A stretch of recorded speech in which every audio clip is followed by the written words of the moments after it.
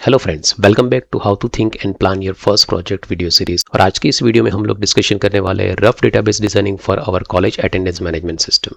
तो last video में हमने समझा था कि अटेंडेंस मैनेजमेंट सिस्टम बनाने के लिए हमें courses, semesters, subjects, teachers, students and lectures, ये सभी डेटा ऑब्जेक्ट्स के इन्फॉर्मेशन सेव करने की जरूरत पड़ेगी। तो चलिए वन बाय वन ये हर एक डेटा ऑब्जेक्ट्स को समझते हैं, उसके टेबल्स का डिजाइनिंग समझते हैं और समझते हैं कि उसमें कैसे डेटा सेव होने वाले हैं। तो सबसे पहले स्टार्ट करेंगे कोर्सेज से। तो यह है हमारा कोर्स टेबल, जिसका फर्स्ट कॉलम है कोर्स आईडी, जिसको इंटीजर रखा गया है, उसको प्राइमरी की रखा है और ये ऑटो इंक्रीमेंट रहेगा। दूसरा रहेगा कोर्स नेम, जिसको varchar 50 रखा गया है and third is course type. तो ये टेबल के डेटा को समझ लेते हैं। तो यहाँ पे देखिए, ये टेबल में मैंने दो रिकॉर्ड इंसर्ट करके रखे हैं। That is first BCA course है जो अंडर ग्रेजुएट है, तो यूजी रखा है, and same way second that is MCA, वो पोस्ट ग्रेजुएट कोर्स है। ये जो टेबल है ये इंडिपेंडेंट टेबल है, मतलब ये टेबल का डेटा किसी दूसरे टेबल के ऊपर डिपेंडेंट नहीं है। चलिए अब नेक्स्ट टेबल को समझते हैं। नेक्स्ट टेबल है हमारा सब्जेक्ट टेबल। सबसे पहला कॉलम है सब्जेक्ट आईडी, जो इंटीजर प्राइमरी की है और उसको ऑटो इंक्रीमेंट रखा है। दूसरा है हमारा सब्जेक्ट कोड, जो varchar 10 रखा गया है। नेक्स्ट है सब्जेक्ट नेम, जिसको varchar 50 रखा गया है, एंड आफ्टर दैट एक कॉलम रहा है दैट इज कोर्स आईडी, जो इंटीजर है लेकिन ये फॉरेन की है। इसका रेफरेंस रहेगा फ्रॉम कोर्स टेबल। तो देखिए, ये टेबल का जो डेटा है वो कोर्स टेबल के ऊपर डिपेंडेंट है। जब हम लोग डेटा एंट्री करेंगे तो हम लोग स्पेसिफिक कोर्स के अंदर स्पेसिफिक सब्जेक्ट को ऐड करेंगे। तो ये टेबल के डेटा को समझते हैं। यहाँ पे देखिए, फर्स्ट जो रिकॉर्ड इंसर्ट किया गया 101C प्रोग्रामिंग, जिसमें कोर्स आईडी 1 रखा है। इसका मतलब ये है कि ये सब्जेक्ट जो है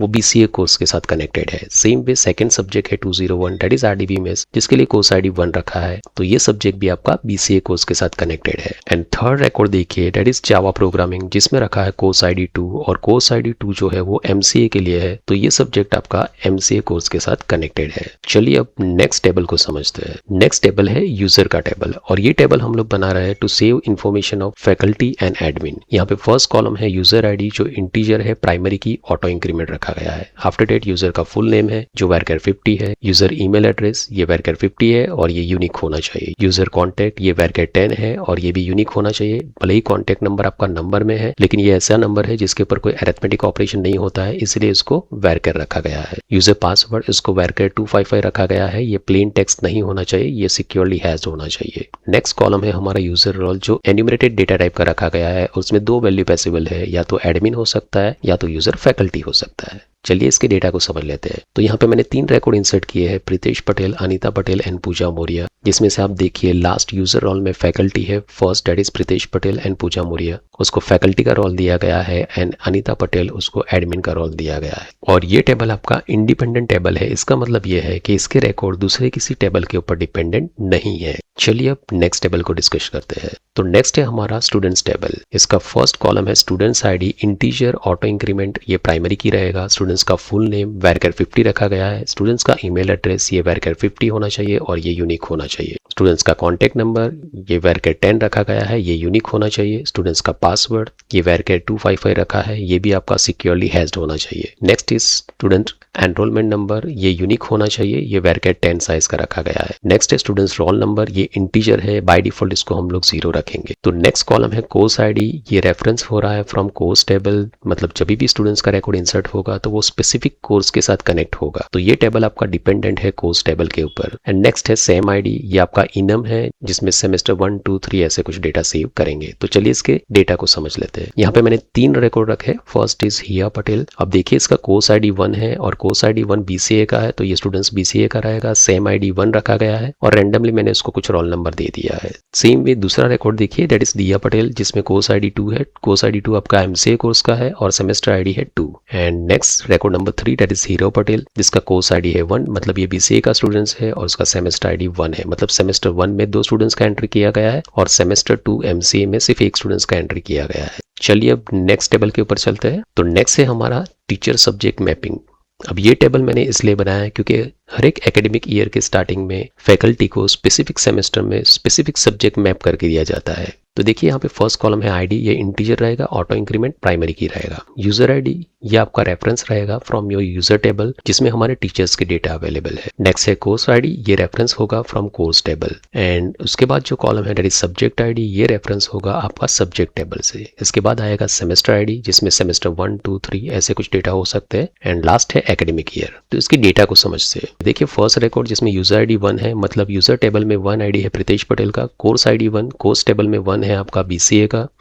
उसके बाद है सब्जेक्ट ID 1, तो सब्जेक्ट टेबल में 1 है आपका C programming end semester ID 1 है और एकेडमिक ईयर लिखा गया है 2025-26। मतलब फर्स्ट रिकॉर्ड ये बता रहा है कि एकेडमिक ईयर 2025-26 में सेमेस्टर 1 में BCA में C प्रोग्रामिंग मैप किया गया है प्रीतेश पटेल को। सेकेंड रिकॉर्ड को समझते हैं जिसमें user ID 1 that means Pritesh Patel, course ID 2 मतलब MCA, सब्जेक्ट ID 3 मतलब जावा प्रोग्रामिंग, सेम ID 2 मतलब second semester and academic year है आपका 2025-26। मतलब 2025-26 में MCA कोर्स में सेकेंड सेमेस्टर में प्रीतेश पटेल फैकल्टी को जावा प्रोग्रामिंग सब्जेक्ट मैप करके दिया गया है। नेक्स्ट रिकॉर्ड को समझते हैं user ID 3 that is Pooja Maurya, course ID 1 that is BCA, subject ID 2 that is RDBMS, semester ID 1 that means sem 1 and academic year 2025-26। इसका मतलब यह है कि एकेडमिक ईयर 2025-26 में पूजा मौर्य BCA कोर्स के सेमेस्टर 1 में RDB में सब्जेक्ट मैप करके दिया गया है। अब ये डेटा को सेव करने की जरूरत इसलिए है क्योंकि जब वो स्पेसिफिक फैकल्टी लॉगिन करेगा तो उसको जो सेमेस्टर में जो सब्जेक्ट मैप करके दिया गया होगा वो वहां पे दिखाई देगा और जब वो अटेंडेंस के लिए क्लिक करेगा तो वो सेमेस्टर में जितने भी स्टूडेंट्स होंगे वो सभी वहां पे दिखाई देंगे एंड बेस्ड ऑन डेट वो एब्सेंट या प्रेजेंट करेंगे। तो चलिए अब नेक्स्ट टेबल पे जाते हैं। नेक्स्ट टेबल हमारा that is lecture data. Lecture data में फर्स्ट कॉलम है lecture ID that is integer auto increment primary key. इसके बाद आएगा लेक्चर डेट मतलब कौन से डेट को ये लेक्चर हुआ था। उसके बाद आएगा कोर्स ID मतलब ये लेक्चर कौन से कोर्स का हुआ था। नेक्स्ट आएगा सब्जेक्ट ID, ये कौन से सब्जेक्ट का लेक्चर हुआ था। उसके बाद आएगा सेमेस्टर ID दैट मीन्स कौन से सेमेस्टर में ये लेक्चर हुआ था एंड लास्ट आएगा यूजर ID मतलब कौन से फैकल्टी ने ये लेक्चर लिया था।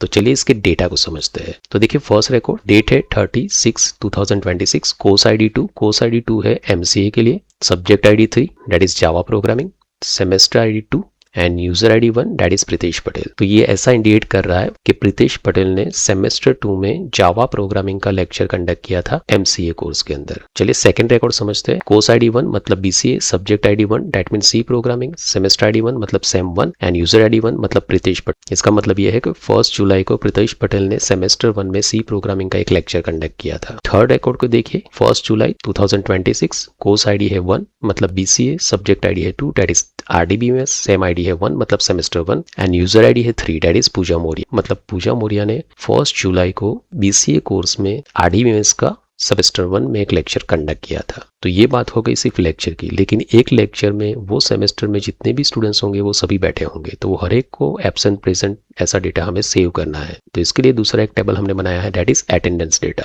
यहाँ पे फर्स्ट कॉलम है ID that is integer auto increment primary की रहेगा। नाउ लेक्चर ID, ये लेक्चर ID आपका रेफरेंस रहेगा from lecture data. After that students ID, ये रेफरेंस रहेगा from your students table and status that is enum जिसमें present या absent होगा। तो चलिए इसके डेटा को समझते हैं। तो देखिए फर्स्ट रिकॉर्ड जिसमें लिखा है लेक्चर ID 1, तो लेक्चर ID 1 जो है वो है 36/2026 वाला लेक्चर जो MCA कोर्स का हुआ था और MCA कोर्स के लिए सिर्फ एक ही स्टूडेंट्स है, इसलिए यहाँ पे देखिए सिर्फ एक ही रिकॉर्ड है जो स्टूडेंट्स का ID है 2 दैट इज दिया पटेल और वो प्रेजेंट है। अब देखिए जो सेकेंड एंड थर्ड रिकॉर्ड है आपके अटेंडेंस टेबल में, उसका लेक्चर ID है 2। ये लेक्चर हुआ था BCA कोर्स में और ये हुआ था C प्रोग्रामिंग का, ओके। और उसमें 2 स्टूडेंट्स हैं that is students ID 1 and students ID 3, जिसमें से स्टूडेंट्स ID 1 प्रेजेंट है और स्टूडेंट्स ID 3 एब्सेंट है। सेम वे एक दूसरा लेक्चर हुआ था 1 जुलाई को that is with lecture ID 3 और इसमें 2 स्टूडेंट्स है क्योंकि ये BCA का है, तो फर्स्ट एंड 3 ID वाले 2 रिकॉर्ड्स है और दोनों प्रेजेंट है। तो ये हो गया हमारा अटेंडेंस का डेटा। मतलब आपके अटेंडेंस के डेटा आपके लेक्चर के डेटा के ऊपर डिपेंडेंट है। तो चलिए अब सभी टेबल्स को साथ में एक बार देख लेते हैं।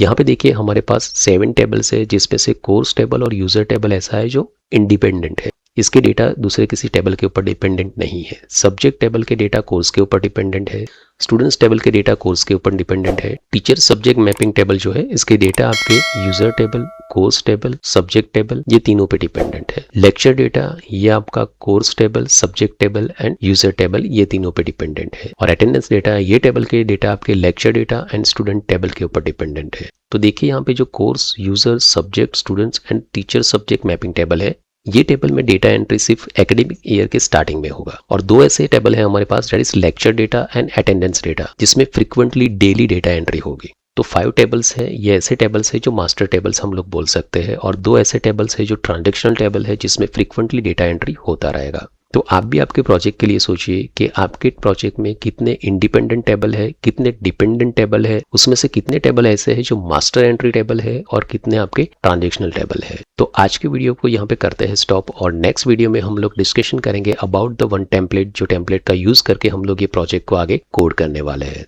तो मिलते हैं नेक्स्ट वीडियो में।